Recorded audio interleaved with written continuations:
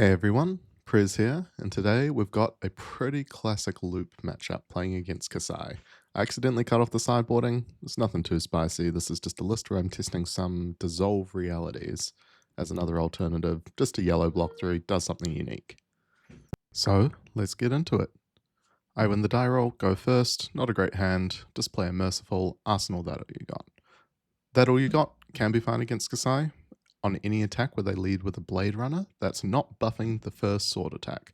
Unfortunately, here they have a draw swords, so we're not going to be getting major value out of this that all you got this turn. Regardless, we've drawn library, we don't have the soul to start our loop, so we're just going to pitch this Arclight away, guarantee getting the library down, and start trying to snowball this game. We're declaring no blocks, this is just vanilla damage, there's no one hit, no Kassai effect. Turns out they had a route, but they're not playing it, they're trying to pitch it. So yeah, blocking would have been incredibly negative value here. Regardless, this is a blue Blade Runner, so we're still not too fussed about the damage output coming out from Kassai, and in fact, they just use that action point to clear Merciful. I think that's a good play. We take 4 damage from the turn cycle, get to just do our thing. We don't have to give up our that all you got. We can still try to get value out of that later.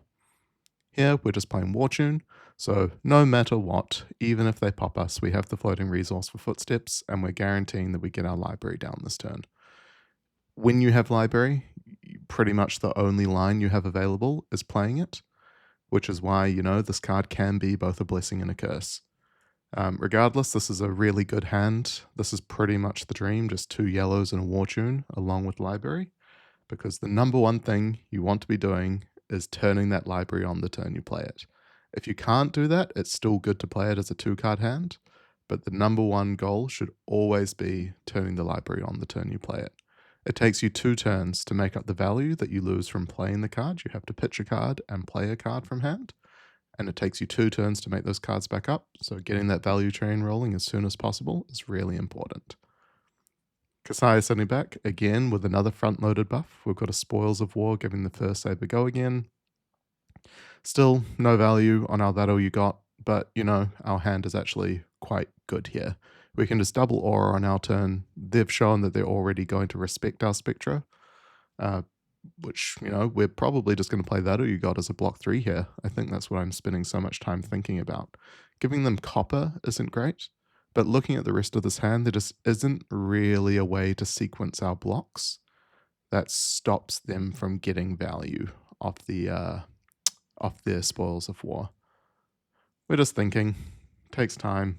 There aren't many decisions that matter in Prism, but the ones that matter a lot.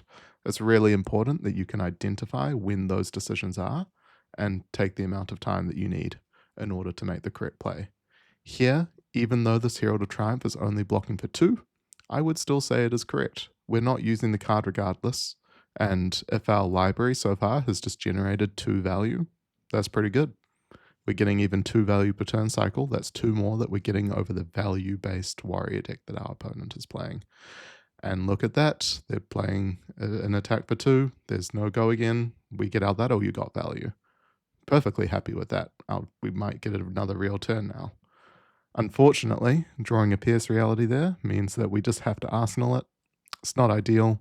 I'd much rather have other arsenal targets, but it's the only way we can stick to our original plan, play the double aura, and get 2 yellows in the pitch zone. From here, every card we get out of library is strictly positive value. Going into their turn is just going to be a saber for 2, so instantly I'm thinking about Blade Runner. Remember that without you putting cards in front of these weapon attacks, Blade Runner is the primary way Kassai has to give these weapon attacks go again. If you put cards in front, can be Glint the Quicksilver, but regardless, they're playing Provoke. How do we feel about Provoke? It's actually kind of fine here. I think I end up just discarding the Figment of Judgment to it. It's not a card that's doing anything in particular in this matchup. It's just a light yellow Illusionist card. So I'm perfectly happy to just block 3 with a that all you got, get my card draw, discard a Figment, and get that pretty bad card out of my deck. We're not taking damage off this Provoke. It's not actually getting any value from us. We need to draw yellow off the top in order to keep library turned on, but we'll cross that bridge when we get there. So we resolve that chain link, they give it go again with that Blade Runner, and again show that they're very much respecting our Spectra auras. This is good play by the Kassai, right? Like, if they don't clear these Spectras, they do eventually lose the game to them. We draw our second yellow, but are in another weird situation where this is very likely to get blocked out. And this is one of the few things I do hate about the aura config in Prism, which is that we've got nothing to pitch this Dissolve Reality to, right? We can't actually get this card in the pitch zone unless we want to pop our Halo, and that doesn't seem like a good play. So I basically have to make a choice. Do I want to clear my arsenal, play this Pierce? I can't get to undo that. Have to play the Dissolve first and play a Passing Mirage. Passing is not the best aura to play here. I'm not turning Library on. So remember, Library is still actually card neutral at this point, and then our opponent blows it up. That's fine. We are able to get more value out of it than Kassai is, and that means that the library did go 2 cards positive in the entire exchange. Not turning it on this turn means that it wasn't a +1 on our side, but you know, a -2 on our opponent's side is still pretty good. We're happy with that. They clear the Merciful, they're still respecting our board state. Passing Mirage doesn't really do anything, it's just a 0-cost Spectra. But now we've got the Soul required. So we're just going to send a nice cheeky little war tune for 5 go again, see if they want to block it out. Looks like they do. That's fine. We're going to send a cheeky Herald of Triumph behind that. And if this hits, remember that the first war tune didn't have Phantasm, so if they had a popper, they wouldn't have been able to interact, and now if they have a popper, it needs to be a 7. I'm not expecting 7s out of Kassai. I'm pretty happy with assuming that this Triumph will leak some damage. They've already given armor. They're showing that they want to hold their hand as much as possible, which is good. They need to race us. But again, I'm feeling quite happy that this Triumph is going to hit, and they just say no blocks. Kassai doesn't know it, but that is perhaps the most impactful Herald hit that Prism can ever get. A single Herald hitting in a full loop matchup like this is all you really need to win the game. We fetch Figment of Rebirth. We've already got a card, so we can't make use of Ponder on Erudition, but in your loop matchups, you want to fetch Figment of Rebirth, Figment of Erudition. In some scenarios, it's still correct to fetch Erudition if you can't make use of the Ponder. It's just about removing lose conditions, and even at this point, the lose conditions of the loop plan are that you draw the Figment that you're tutoring for off Halo, or your opponent disrupts you, or you don't draw the resources you need to maintain the loop on any given turn. We're at 26 life here. I am completely happy to no block Kassai. I don't care about them getting gold anymore. I don't care about them getting copper anymore. This hand, this board state, can set up the loop. So I'm perfectly happy just to say no blocks. We're on a very comfortable life total. This is a very early loop, and they respected our board state, so they couldn't kill us. We've drawn everything we need, so we're just going to go for it.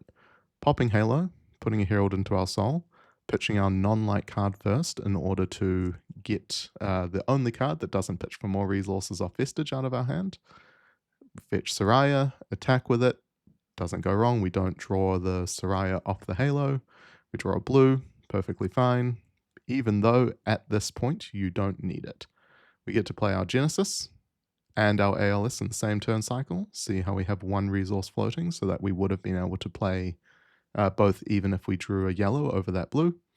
We draw a brick off our Ponder, but at this point it doesn't really matter. We've got our ALS, we've got our Genesis. It's just 1 more card that we need to dig in our deck before we actually find our second ALS. But we have a little bit of room in our soul. Every card over that initial 2 in your soul is 1 card off Genesis, 4 cards at the end of your turn, 1 extra card off Soraya that you get to dig deeper. So every card in your soul over that first 2 is 6 cards deeper that you get to look in your deck to find your second ALS. We pitch Light of Soul, we hit a yellow, we don't care what it is, that's 6 more cards that we get to look at to find our ALS. You'll get used to it. It doesn't really matter what Figments we fetch at this point, but we're still just looking to end the game as quickly as possible. So when you don't find your second Arclight, this is what you have to do. You have to attack with Avalon first and banish a card, and then finish off with an attack with Soraya to draw the Arclight you just put on top of your deck. So even with one Arclight, you can do this for quite a while, right? They have a card in their arsenal, doesn't really matter, but we know we have the resources because we've got this blue in hand and 3 floating no matter what. So in the worst case scenario, we are drawing a non-light yellow off the top, which our blue in hand already covers. We didn't, so we get to keep our ponder, arsenal a card off the top, hopefully get an extra card deeper. When you're in this game state of the loop, you've kickstarted it, you're just looking to find that second Arclight as quickly as possible so that you can transition into your full loop. But even if you don't, every single turn you're doing this, your opponent is bleeding life, you are building soul, you are getting resources, right? Like you're generating a spectral shield most turn cycles, you're generating your net minus oneing your soul every single turn you have to do this. But yeah, you're just digging, looking for that Arclight. With this, every time you draw a light blue, you generally get to thread a Herald in the middle or arsenal a card. So you do end up in this bit of weird tempo where your turns fluctuate back and forth. But for the most part, you're asking your opponent, hey, every single card in my deck is now worth 8 damage. I get to put 1 card in my soul, take 1 card out of my deck, and then attack with 2 angels. What are you going to do about that? Attacking with this Herald of Erudition here, it's for 6. I'm just expecting it to get the rest of their armor. They have a D-react, slight punish, but it's not the end of the world. The Herald was free to play, right? And we have to get the armor at some point. They're now down to just their headpiece and 1 block on their chest, and I think they still have 1 block on their arms. We're just going to continue the loop. We rebuy our Arclight with Avalon, draw it with Soraya, play it off our blues. They actually spend D-reacts, so that's a very good play. Blocking vanilla damage in the loop is important, because remember that if we don't draw an Arclight in these next 5 cards off the top, our loop is broken. We don't have the soul anymore to maintain it. So we either need to get the soul to maintain loop, or just draw an Arclight, and luckily we drew an Arclight. It's not unexpected at this point. Look at the size of our deck. Think about the number of cards we're seeing every turn. I'll try do the hypergeometric calc and chuck up the percentages on screen. But it was pretty safe to assume we would have found an Arclight by now. And here we just transition into the full loop where we don't need to draw with Soraya anymore. We just get to attack with Avalon, banish the card and soul, put an Arclight on top, play an Arclight, and every time that we draw the resources, we can thread a Herald in or a second angel attack. And once you set this loop up, it's generally just a matter of time. Your opponent does bleed either their life or their cards. Because we didn't draw a blue this turn, we do just have to attack for 4, but you're still turning every single card in your deck into 4 value. And I mean, that's a really good rate, right? It only takes a couple of turns where you're getting that full 8 value. Every single card in your deck being 4 without your opponent being able to hit you back, that's still a positive value exchange. The loop is so powerful, and being able to set it up off an otherwise uninteractable board is incredibly powerful. So at this point, again, the loop is fully set up. We're just going to turn every single card in our deck into 4 to 8 value and play an Arclight. In loop, it's really good to get into the habit of your first action always being attacking with Avalon, putting an Arclight on top, mainly for the gravy matchup, but just so they can't block with Sunken Treasure. We drew a blue here, so we do get to thread a Herald in the middle. It doesn't have Phantasm because of that Passing Mirage. Not that I'm really worried about it if Pop is coming out of Kassai regardless. But I would rather send a Herald over an attack with Soraya here. It's just 6/4. Use the resources when you've got them. This is the point of the game that I like to refer to as garbage time.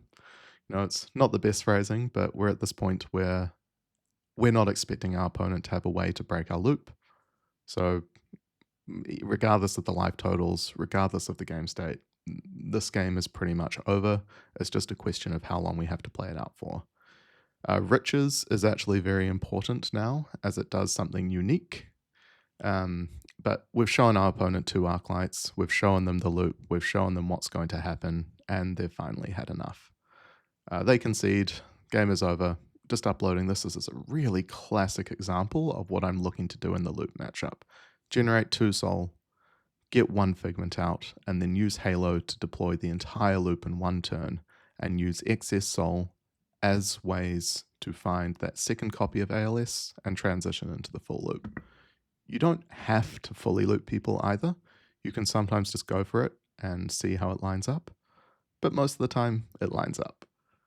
Thanks for watching. I hope this was helpful, and keep an eye out for the next one. Content had to take a little bit of a backseat to Nationals and PT Prep, but I'm looking forward to getting some more videos out. Cheers.